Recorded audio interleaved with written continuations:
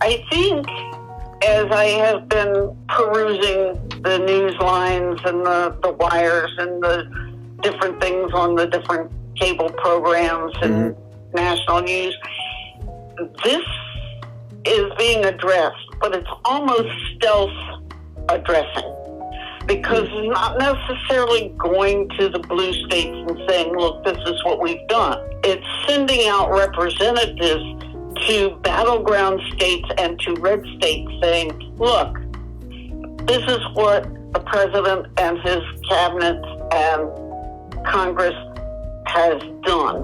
And oh, guess what? These people didn't vote for this bill.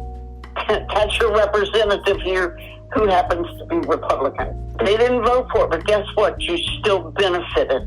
And that's being done around the country, even as we speak. Now, Biden cannot go to every one of those places because he's too busy being president. But he's sending the vice president, he's sending Department of Transportation, Buttigieg, he's sending Mayorkas, he's sending Cardone, sending different representatives from the Democratic Party to say, oh, look, here, read the fine print.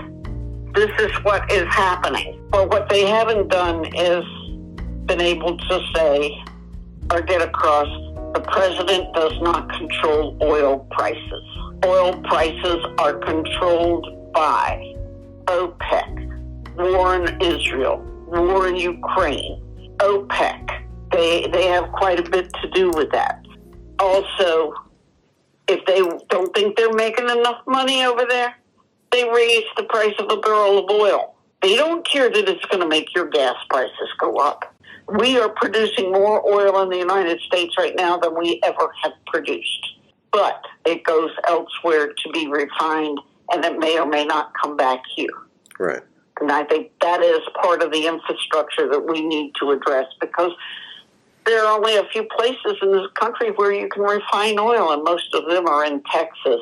That is one of the downfalls, and we've talked about it for the last 8 years. Yeah. Marketing, and somebody is finally getting the message, but it's slow coming out. We have the lowest unemployment rate, highest salaries.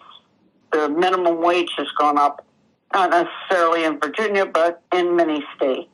Yet people don't think they're better off than they were 4 years ago.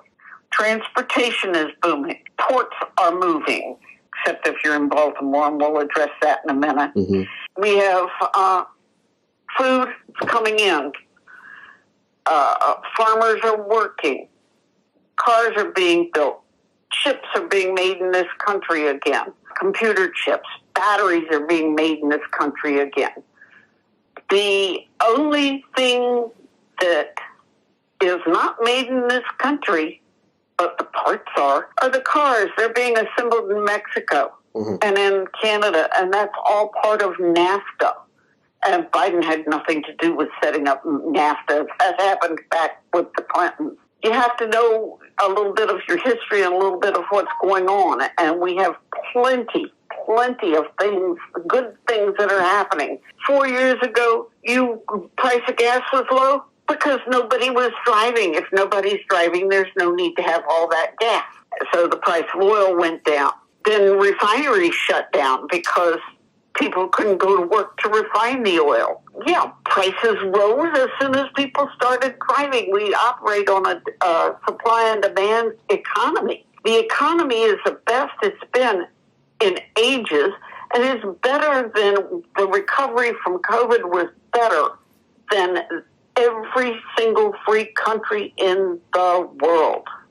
Why do you think people don't feel like that's true? Inflation prices? They go to the grocery store and see the prices. I do it myself. I walk in and I look at the cost of bacon and I go, 2 years ago I was paying $14 for 3 pounds. Right. But I happen to know that the bacon that I buy comes from Smithfield Ham or Smithfield Company. And guess who now owns Smithfield? The Chinese. That's a problem. So that is a problem. But I look at the price of potatoes. Loose potatoes, even in Walmart, $1.17 a pound. Oh my God. A potato used to be like 80 cents a pound. Mm-hmm. Do you think the farmers are getting that difference? Of course not. No. Walmart, Kroger, Publix, Wegmans, every one of those companies are making the money at the top and distributing it down to their shareholders, or they're making just obscene profits and keeping them with the CEOs and the upper levels of the company. Right. Their workers don't even get the money. Yeah. And if they increase the cost of paying the workers a little more, up the minimum wage, there is no reason for them to have to increase food prices because their profits are obscene. The type of economy that we have, it's free enterprise. He who has the gold makes the rules. So we're just not going to see that happen. And it's sad. Yeah. It is sad. And people, I think, don't realize, they don't think through how the economy works. Because most people didn't take an econ class in high school. They get numb to the fact. And they look at it and they go, but I got a pay raise. I'm making more money. But it's costing me more to live. Clark and I went out to a place called Super Chicks a couple of weekends ago. We had eaten in Super Chicks in Salt Lake City, and it was really good, and it wasn't that pricey. We went to the one in Chesapeake, about 20 miles away, and 2 sandwiches, hand-cut fries, and 2 drinks was almost $40. Wow. I was in shock. That's normal where I am, but I'm surprised for you. Exactly. That part of Chesapeake is an up-and-coming park where people are moving in and they can more readily buy commodities like that. Yeah. Clark and I live in a more rural area. If it hadn't been that we drove all the way there just to have their sandwich because it was so good when we had it in Salt Lake City, only to be hit with that kind of price, I thought Clark was going to pass out. It was terrible. But the food was good. But it was just, the price was just, oh my God. It's extortionate. It really is. It felt like extortion. Yeah. But it really wasn't.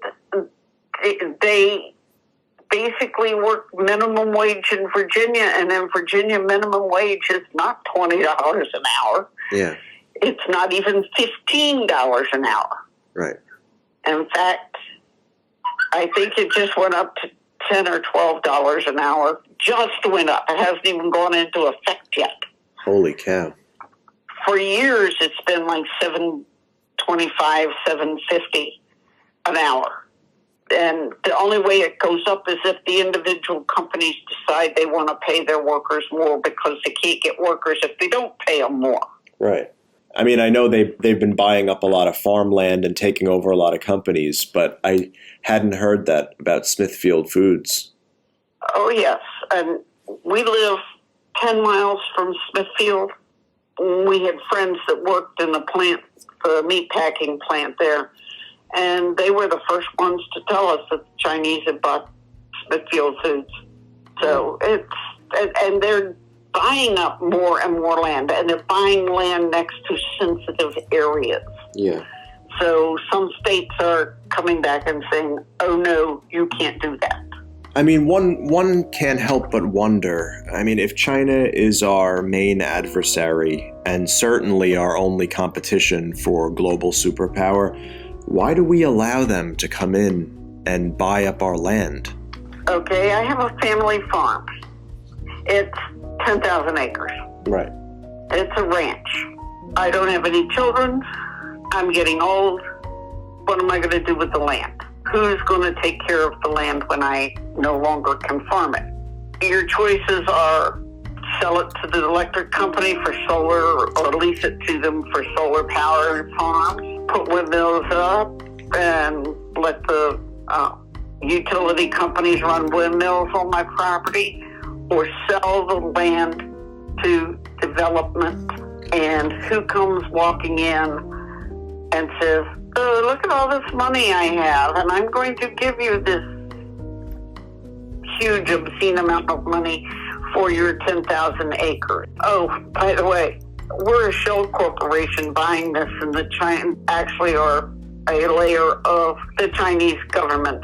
I mean, after all, look at this Temu company that's up in New England, and they're trying to outsell Amazon, and it's basically junk, but it's owned by a Chinese corporation that eventually, when you dig down through the shells, it's connected to the Chinese government. The same thing is when you go on Amazon. You have to be very careful about what you buy on Amazon now, because most of it's made in China, Vietnam, child labor stuff going on. So that is something that the Do-Nothing Congress needs to address, and it will not address it if it's flipped totally red, top to bottom. Yep. Wow. So that's kind of scary. It really is sobering.